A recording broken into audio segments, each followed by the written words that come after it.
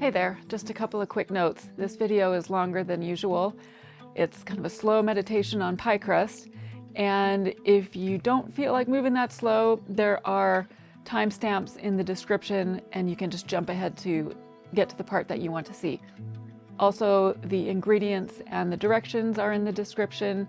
So if you already know what you need to know about pie crust and you just want a deliciously shattering, melting pie crust, you can skip to that and go from there.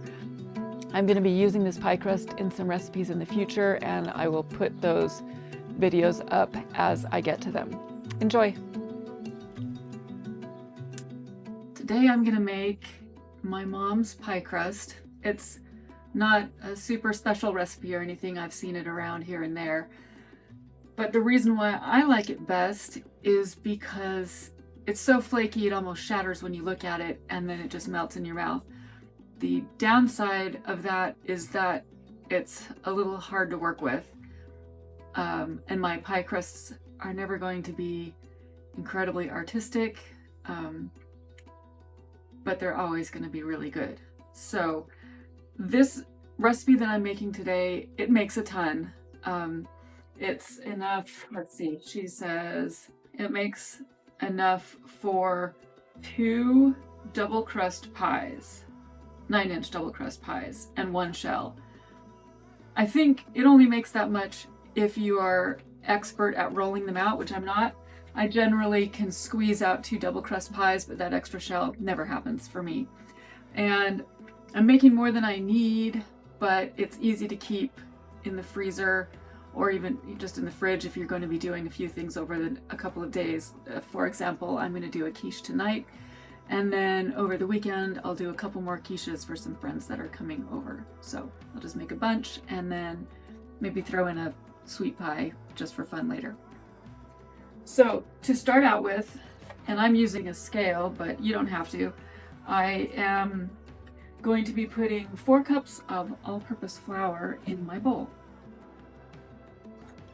or 568 grams if you prefer, which I do. I switched over to using a scale a number of years ago and I've never looked back. It just, especially today's recipe calls for shortening. My mom's original recipe is all shortening. I'm doing a mix of shortening and butter. I don't like scooping shortening into a cup and then scooping it out into my bowl, so scale it is. All right. So flour, and this is 2 teaspoons of salt, 1 tablespoon of sugar, and then let's give that a little mix.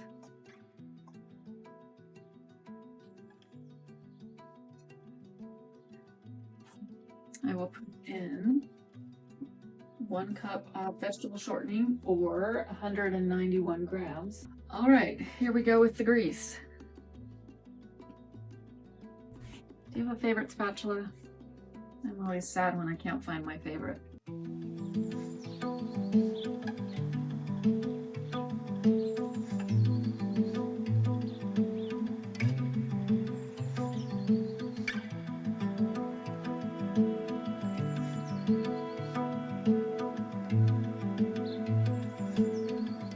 First, I'll get a little flour over the shortening. Then I'll use my pastry cutter. You can use forks or knives. Your fingers don't work so well with shortening. If it were all butter, I would be in there with my fingers after having rinsed them off in cold water. You don't want your body heat to melt your fat. That didn't sound appetizing. Now, when I'm putting my fat in my flour, I err on the side of larger pieces. I don't know. You can kind of see. And what I'm going to do now is grate some butter that I've had in the freezer in with the flour and the shortening.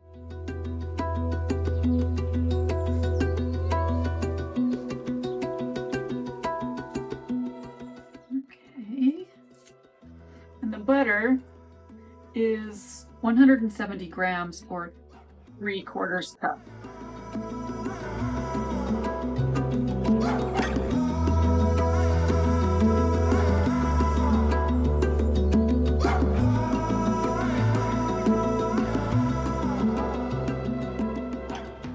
Be as quick with this as you can. Keep your butter cold. It's been a while since I made a full batch. I forgot how much space it takes up in the bowl.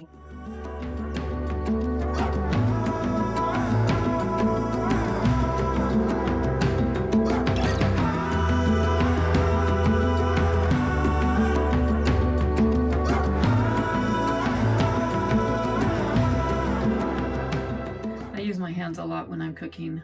I mean, I know that might gross some people out, but I'm not a professional chef, just cooking for myself in my home. Honestly, I guess I've heard that Gen Xers are immune to many things because we lived kind of wild when we were kids. I'm thinking there might be some truth to that. So I'm not super worried. Plus, I wash my hands a lot, which is why my hands are always red. Speaking of, I'll go do that now before I move on to the next step. Okay, the next step, I have a tablespoon of vinegar that I'm putting into a 1/2 cup of water, as well as 1 egg. I'm going to use my fork.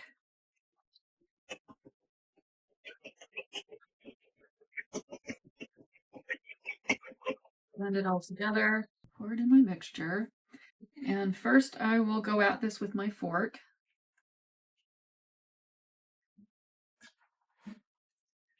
Just to get it going a bit. And tonight, Chris is coming to join us for dinner, and he is bringing pot de crème for dessert, and I will be making a mushroom quiche. So, go a little French tonight. Now, I'm gonna just finish working it with my hands.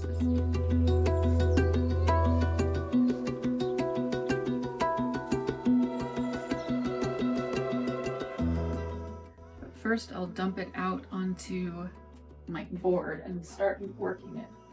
Okay, let's dump this out. And I'm going to bring it together with my hands.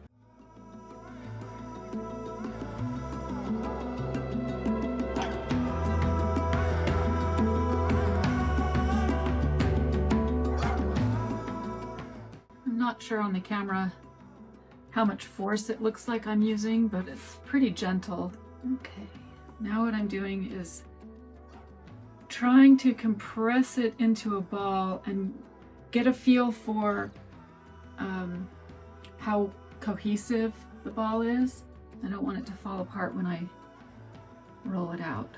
Okay, and I'm going to divide each half in two. You recall my mom says it makes 2 double crust and 1 shell, but what I'm going to do is do 4 balls into discs and then put them in the refrigerator and use them as needed. So sometimes, depending on what I'm making and who I'm making it for, I will weigh these and make them exact. Most of the time, it's just for us. It doesn't matter. So I just eyeball the divisions.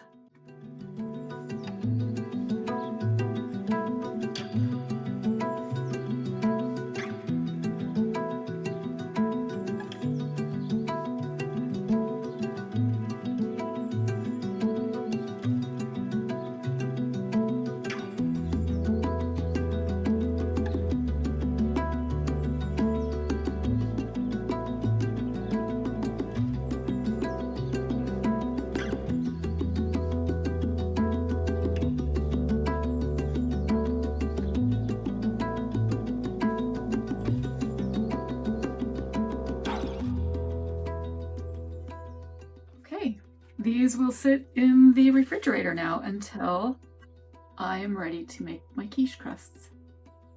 Okay, I've had my pie dough chilling for a short while, not a ton of time.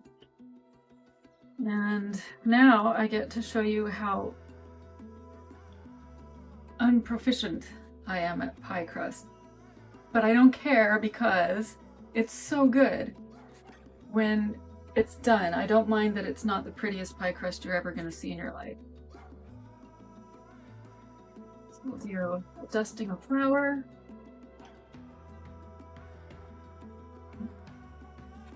A little flour on each side.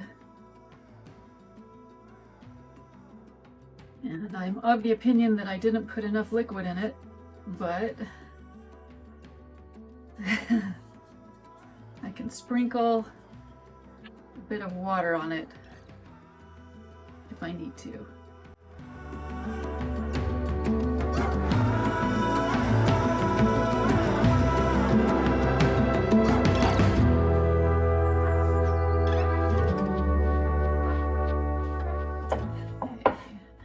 Getting started, I usually flip it when it's still easy to move. I'm rolling from the center out. You know what I admire? When I see people roll out almost perfectly round pie crust. Mine always have super shaggy edges and they're like off kilter size-wise, lopsided, but I try.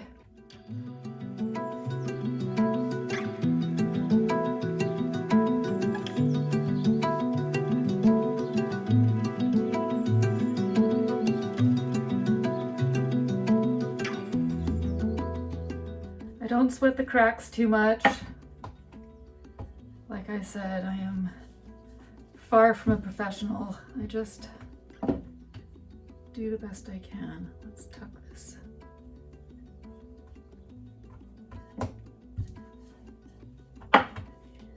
And still have a ways to go. I'm going to unstick it from its surface a little bit. Put a little bit of flour on that piece of butter and carry on.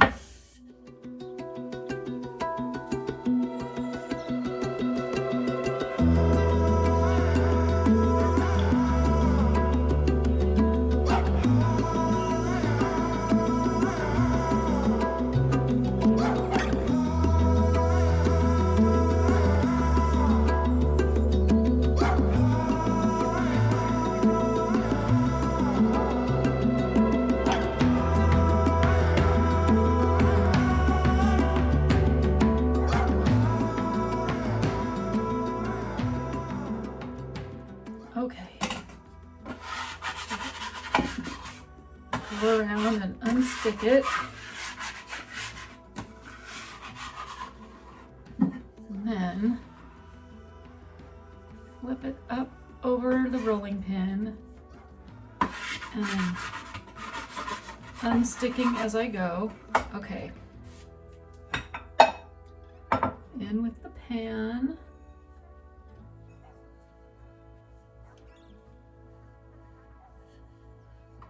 Ta-da!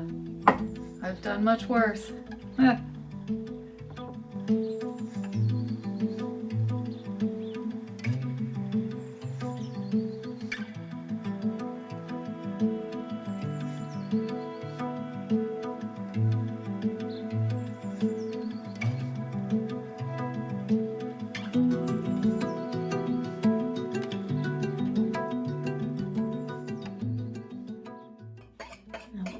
Trim the excess.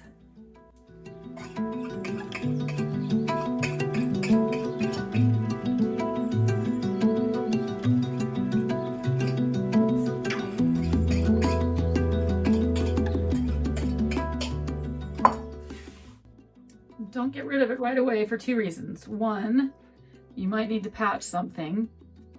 And two, then you would miss out on cinnamon and sugar pie crust.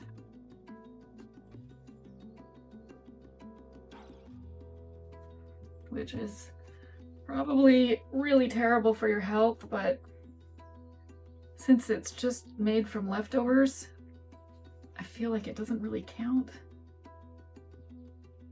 I'm patching up or reinforcing my edges, not because it really needs it, but because I like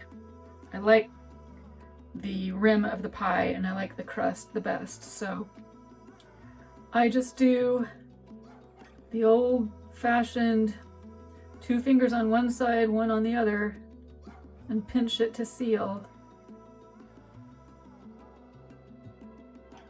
Because that's how my mom taught me, and I didn't have the patience to learn anything fancier. No matter how many YouTube videos I've watched or baking classes I've taken.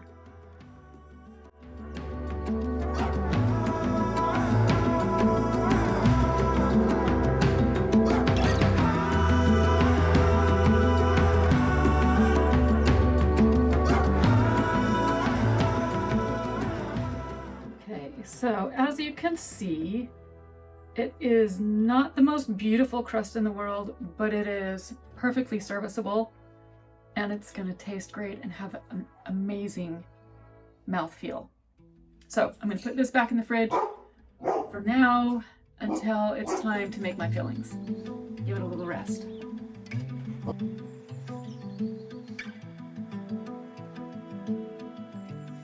So I'm about to bake an empty pie crust, and the absolutely preposterous thing about me filming myself doing this is I've never successfully done it. It doesn't matter how long I let my dough rest before I shape it. It doesn't matter how long I have it in the refrigerator before it goes in the oven.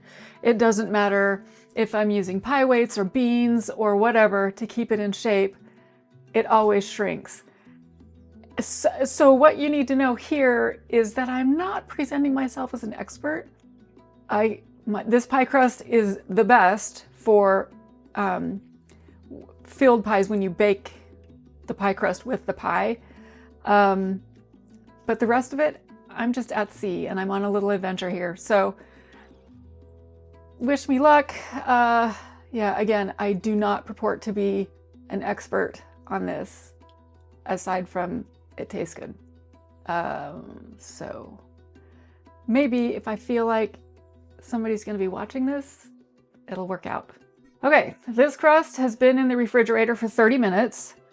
You know, and I think part of my issue is the crust I use has at least half, if not more, of its fat as shortening, which I'm sure just liquefies in the oven.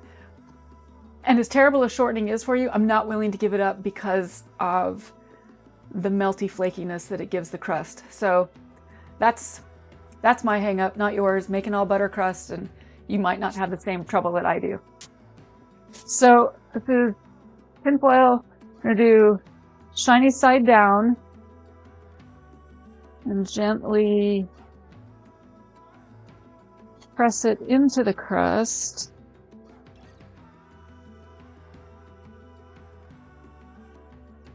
Making sure I get into my edges. And now I'm just using beans as my pie weights. And a little more.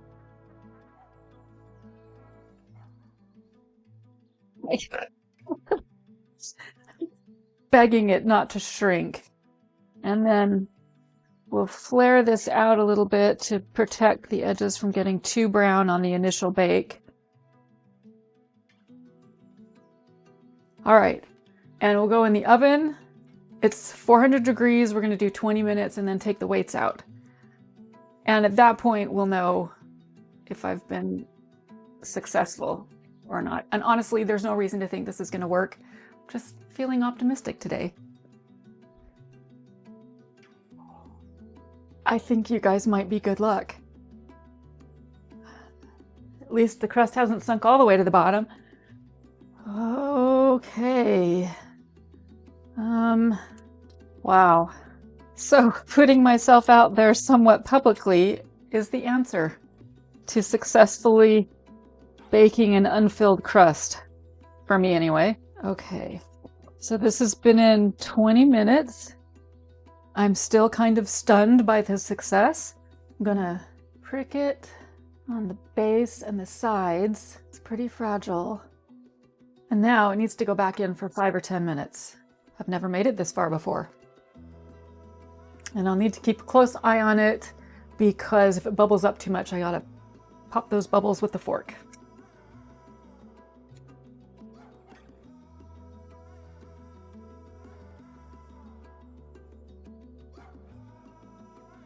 Holy smokes. You guys are my good luck charm. You're my good luck charm. Thank you.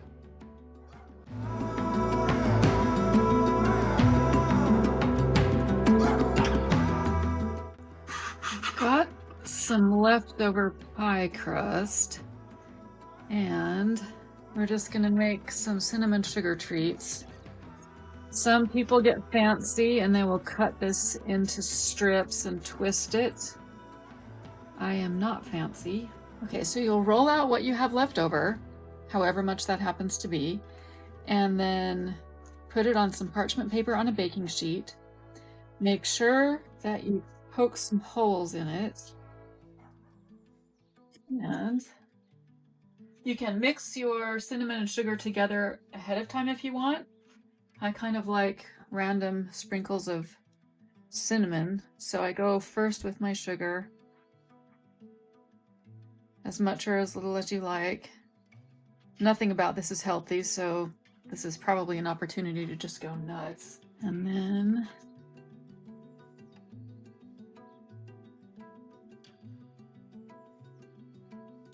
oh, I think a little bit more cinnamon.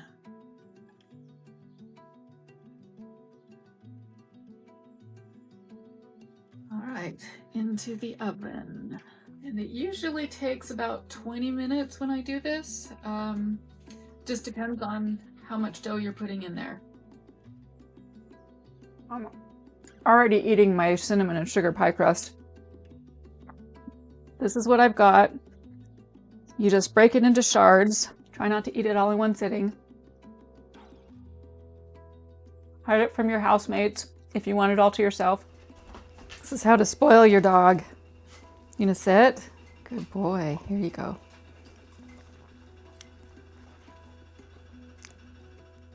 It's all about the texture.